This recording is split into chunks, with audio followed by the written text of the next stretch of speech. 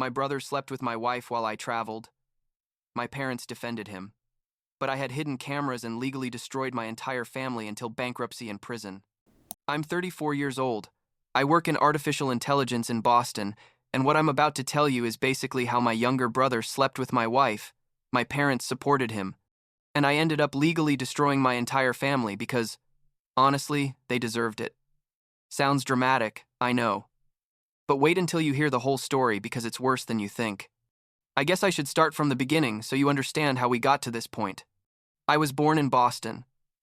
My parents are Korean immigrants who came here like in the 80s, and for as long as I can remember, I was always the invisible child.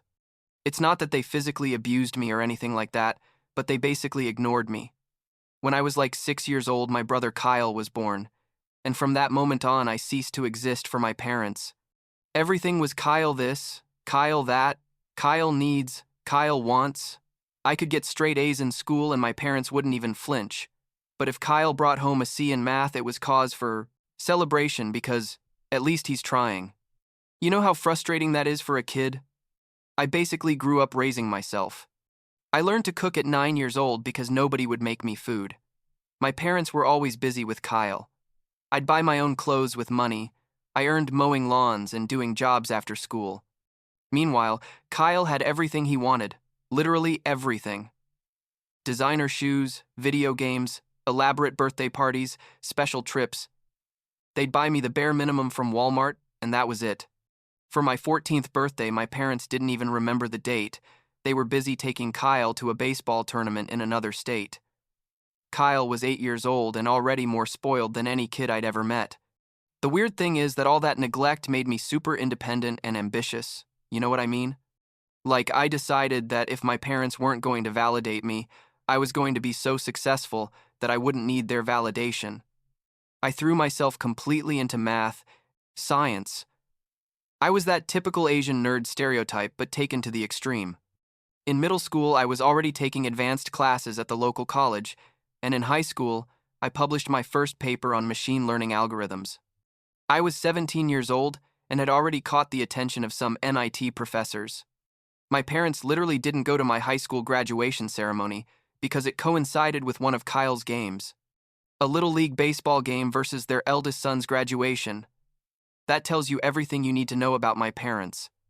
I got into MIT with a full scholarship, obviously, because my parents would never have paid for my college. Kyle by then was like 11 years old and already showing signs of being a problem child.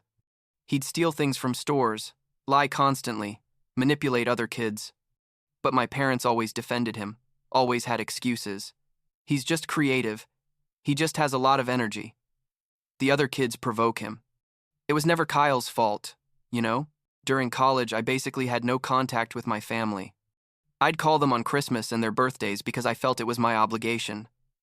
But the conversations lasted like 5 minutes and always ended up talking about Kyle. Kyle this, Kyle that. By the time I graduated, Kyle was 19 years old and had already been arrested twice for minor fraud. Things like credit card scams and pyramid schemes. My parents paid for everything, obviously, and he never faced real consequences. I got an incredible exchange program in Seoul, South Korea, working with an AI research team. It was the best decision of my life. Being halfway around the world from my toxic family was liberating, like really liberating. I spent 3 years there, published like 6 papers, made incredible connections in the tech industry. My parents didn't come to my MIT graduation either.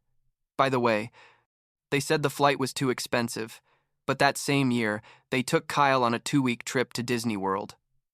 Kyle was 22 years old, 22 years old, and my parents took him to Disney World like he was a little kid. After graduation, they offered me a permanent job in Seoul with an AI startup that was taking off. The salary was ridiculously good for someone my age, and honestly, I had no reason to return to the United States. My life was there. It was in Seoul, where I met Olivia. Olivia was an English teacher at an international school. She had come from England to teach and had been in Korea for like 2 years when we met. A mutual friend introduced us at a party, and there was instant chemistry. She was smart, funny, had this contagious laugh that made everyone around her feel good.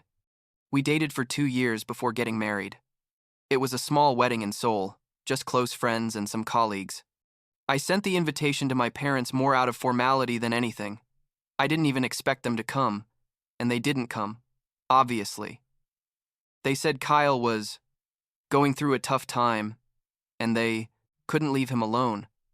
The tough time was that he had lost another job for stealing from inventory. But whatever. Olivia knew my whole family history. I had told her everything about my parents, about Kyle, about how I basically grew up without a real family. She came from a super close-knit family and had a hard time understanding how parents could be so negligent with a child, but she was super understanding. She told me that she would be my family now, that we'd build our own life together. And for 4 years, that's exactly what we did. We lived in a nice apartment in Gangnam, we both had successful careers, we traveled, we had an incredible group of friends. I was happy, genuinely happy for the first time in my life. Everything changed. Like 2 years ago when my company offered me a huge promotion if I agreed to return to the United States to open the Boston office. It was an opportunity I couldn't turn down. We're talking about a salary increase of like 40% and a director title. Olivia wasn't super excited about the idea of moving to Boston, honestly, but she understood it was important for my career. She found work as a teacher at a private school in Cambridge, so it worked out for both of us. We moved to Boston, bought a nice house in Cambridge. The real estate market was crazy expensive, but I was making good money, and started our new life. I let my parents know I was back in town, mainly because I felt I should. Their reaction was lukewarm, like, "Oh, that's nice. You should come visit us sometime." There was no excitement.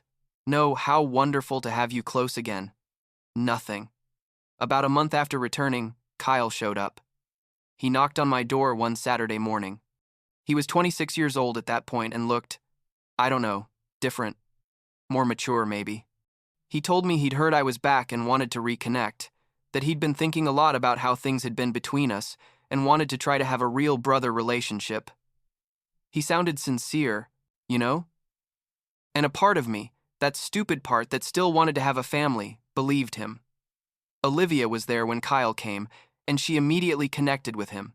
Kyle has always been charismatic. It's part of his manipulation arsenal, but I didn't see it at that moment.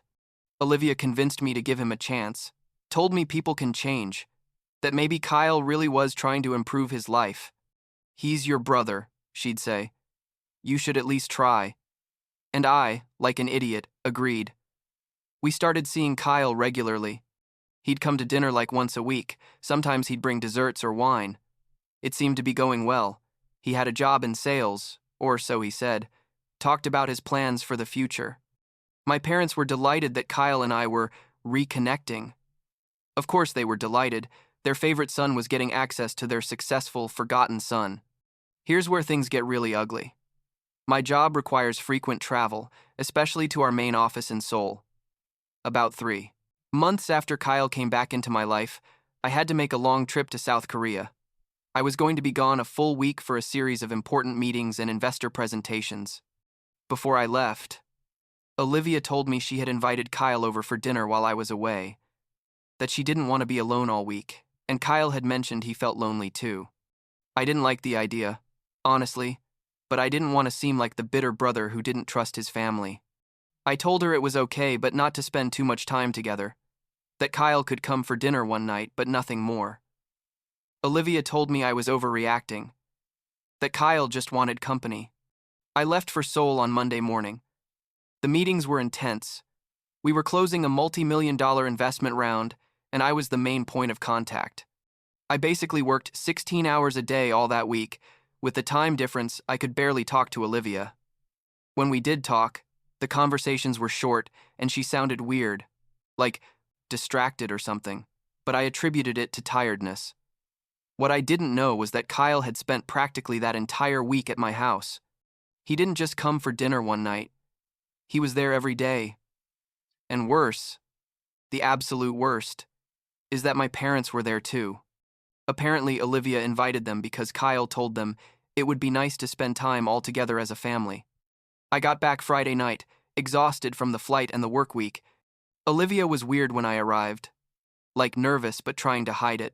She told me she had exciting news but wanted to wait until the weekend to tell me. I insisted, but she said no. It could wait. On Saturday, she organized a family dinner. She invited Kyle and my parents without asking me first, which already annoyed me, but whatever. I tried not to make drama. Everyone arrived around 6 inches the evening. The dinner was uncomfortable from the start.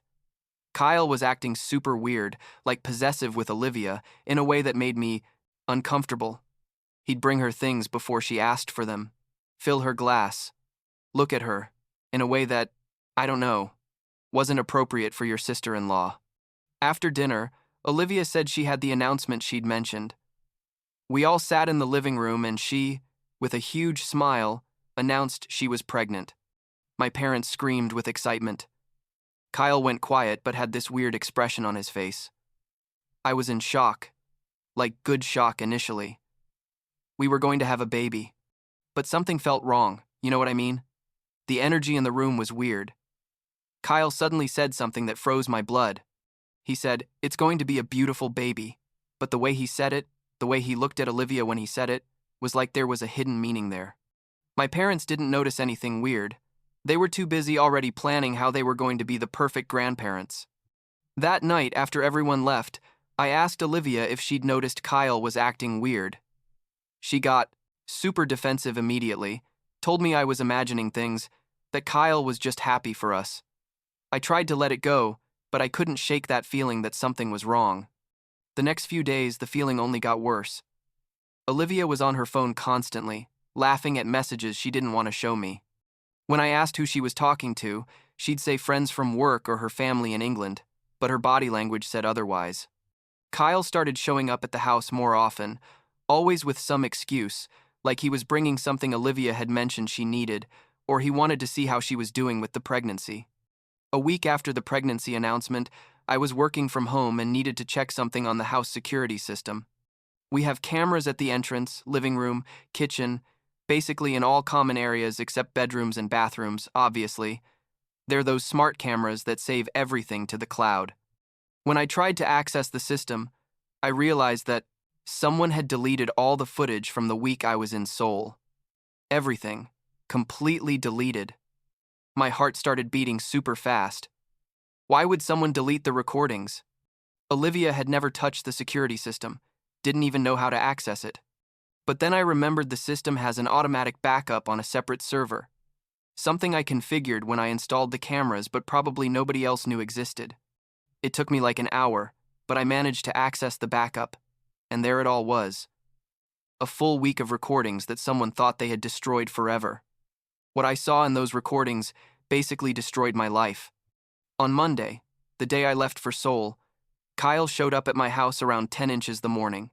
He stayed late. Tuesday, he arrived even earlier. Wednesday, my parents showed up too. And during that whole week, Kyle and Olivia were, I don't even know how to say it, acting like a couple. I saw Kyle kiss her in the kitchen on Tuesday afternoon. I saw how he hugged her from behind while they cooked together. I saw how my parents smiled, watching them together like it was the most normal thing in the world. Thursday night, I saw something that made me physically vomit. I saw them go up together to my bedroom, the bedroom I share with my wife, and they didn't come out for hours. I spent that whole night watching the recordings, all of them. It was like ripping out my guts, but I couldn't stop.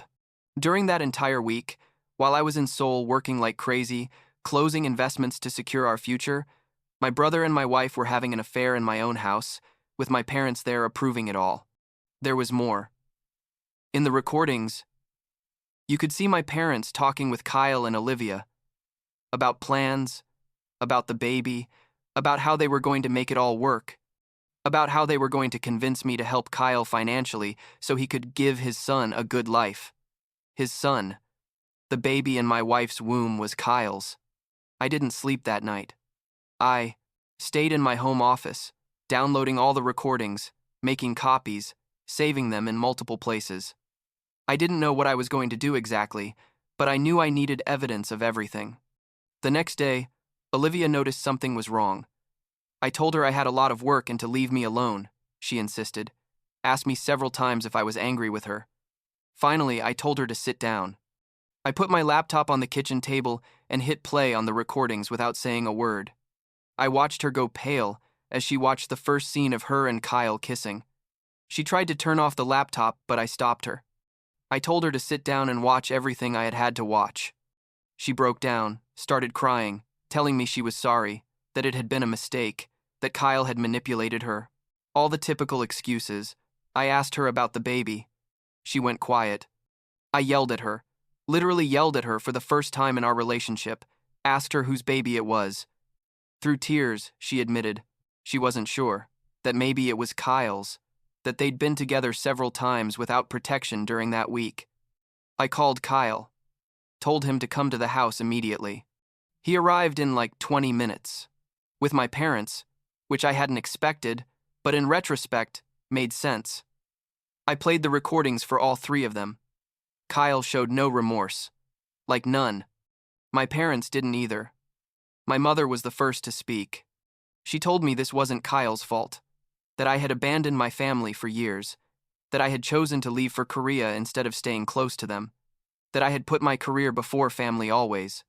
My father said Kyle had been in love with Olivia since he met her, that the heart wants what it wants, and that as the older brother I should be understanding. Can you believe it?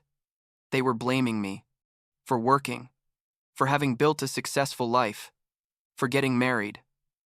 Kyle finally spoke and said he and Olivia were in love. That it had started innocently, but they realized they had a special connection. Olivia just cried without saying anything. I told them all to leave my house. My parents refused, said we needed to talk as a family. I told them they weren't my family, that they never really had been. That for 34 years they had ignored and discarded me, and this was the last straw. My father said I was being dramatic. Kyle then had the nerve to tell me he was going to stay with Olivia, that they were going to raise the baby together, and that since I was successful and had money, the least I could do was help them financially. My parents nodded. My mother said it was my responsibility as the older brother to make sure Kyle had what he needed to start his family. I threw them all out of the house by force. I literally had to push my parents toward the door. Olivia stayed. She had nowhere to go at that moment. But I told her to sleep in the guest room, and that the next day we'd start divorce proceedings. That night my phone didn't stop ringing. Messages. From Kyle, from my parents, even from aunts and uncles, I didn't even know had my number, all telling me I was overreacting. That family forgives, that I should think about the baby. I blocked everyone. The following week I hired a lawyer, Elizabeth, who a colleague had recommended. I showed her the recordings. Her face was a mixture of horror and professional fascination. She told me it was one of the most documented cases of infidelity she'd seen, and that the divorce was going to be relatively straightforward. But then things got worse, if that was possible. My parents sent me a legal letter. They were suing me. They basically argued that since Kyle had recently lost his job, something I didn't know, and since Olivia was going to have a baby that was part of the family, I had a moral and financial obligation to support them. They wanted me to pay $5,000 a month for Kyle, $3,000 a month for Olivia, plus $50,000 up front as startup money so Kyle could start a business. Elizabeth almost laughed when she read the lawsuit. She said it was ridiculous and had no legal basis, but that we'd still have to go to court to defend me. She asked if I wanted to countersue. I told her yes, that I wanted to legally destroy them in every way possible. Elizabeth started investigating Kyle while we prepared the divorce case. Turns out Kyle had a much more extensive criminal history than I thought. In the last 5 years, he'd been involved in like 10 different fraud schemes. Investment scams, pyramid schemes, credit card fraud, document forgery, and my parents had covered it all up, paying victims not to press charges, using their savings to get Kyle out of trouble over and over again. Elizabeth contacted some of Kyle's victims. Many were willing to testify. They were furious that Kyle had never faced real consequences. We prepared a case not just for my divorce, but also a civil lawsuit against Kyle for fraud and possibly criminal charges. But the part that really gave me satisfaction was when Elizabeth discovered that during the week Kyle was at my house, he had accessed my computer. I guess Olivia gave him the passwords, and had tried to steal proprietary information from my company. He had emails where he tried to sell AI algorithms to competitors. But this wasn't just personal betrayal. It was literally corporate espionage. My company got involved. Our legal department filed criminal charges against Kyle. The FBI got involved because he had crossed state lines in some of his fraud schemes. Everything became a huge snowball. Olivia tried to contact me several times during this period. She'd send me long text messages about how sorry she was, how Kyle had manipulated her, how she really loved me. But Elizabeth discovered something else. Olivia wasn't as innocent as she wanted to appear. She had actively helped Kyle access our joint bank accounts. During that week, she had transferred like $30,000 to Kyle's accounts. She had also used her position as a teacher to get contact information from wealthy parents, information Kyle had used for his scams. The case went to court about 6 months after discovering the affair. It was brutal. The recordings were played in court. My parents had to sit there and watch the evidence of how they had facilitated their favorite son's betrayal. The judge was visibly disgusted, especially when evidence of the corporate theft and Kyle's multiple fraud schemes was presented. My parents' lawsuit against me was immediately dismissed. The judge told them it was one of the most frivolous lawsuits he'd seen, and they should be ashamed. He then proceeded to order an investigation into how my parents had used their money to cover up Kyle's crimes for years, which potentially made them accomplices. The divorce was approved. Olivia got nothing, zero. The judge ruled that her affair and her participation in financial fraud disqualified her from any type of alimony or division of assets. At the school where she worked, also fired her after it came out that she had used student information inappropriately. She lost her teaching license. Kyle was sentenced to 5 years in federal prison for fraud and corporate espionage. My parents ended up being investigated by the IRS because they had been helping Kyle hide money in offshore accounts. They didn't go to prison, but they did receive huge fines that basically emptied their retirement savings. But the story doesn't end there because Kyle, being Kyle, couldn't just accept the consequences of his actions. While waiting to be processed, he fled to Florida thinking he could start over there. He tried to pull off one more scam, a fake cryptocurrency investment scheme, but it turns out one of his investors was an undercover FBI agent. They arrested him and added additional charges for fleeing. Olivia gave birth while all this was happening. A boy. She insisted I was the father, but I demanded a paternity test. The results came about 2 weeks after the topic, birth. He was mine. The baby was biologically mine. I'm not going to lie. I don't know how to feel about this. On one hand, he's my son, my blood. On the other hand, every time I see him, I think about the betrayal, about Kyle, about everything. Olivia tried to use the baby to reconnect with me. She showed up at my door with the baby, crying, telling me we could be a family, that she had made a mistake but loved me. I told her that was never going to happen, but that since the baby was mine, I was going to fulfill my legal responsibilities. I arranged shared custody, I pay child support, but I made it clear I didn't want any relationship with her beyond co-parenting. Kyle tried to contact me from prison. He sent me a long letter where he apologized and asked me to forgive him, that he really loved Olivia and just wanted a chance to be happy.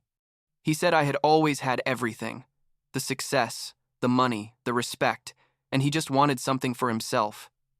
I tore it up without finishing, reading it. My parents also tried to reconcile after everything exploded. My mother showed up at my work crying, saying she had just wanted the best for Kyle, that as a mother, she had to protect her son. I told her I was also her son, that she had 2 sons but had chosen to love only one.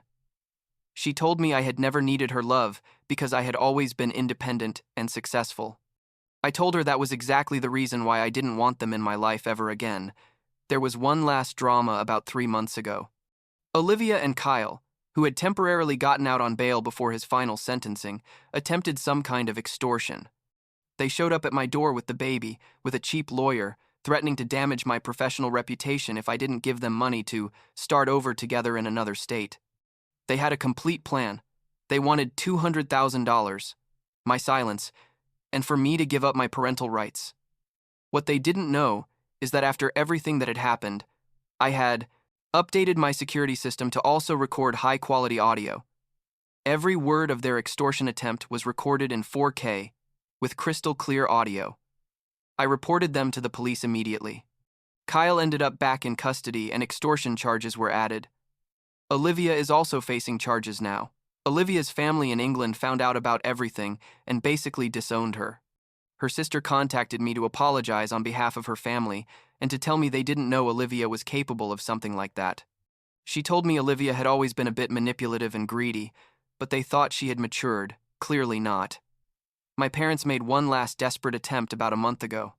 They organized an intervention at their church, invited elders from the Korean community, distant relatives, all to convince me to forgive and help Kyle. I showed them all the evidence, all the recordings, all the legal documents. Several of the church elders took my side when they realized the magnitude of what Kyle had done.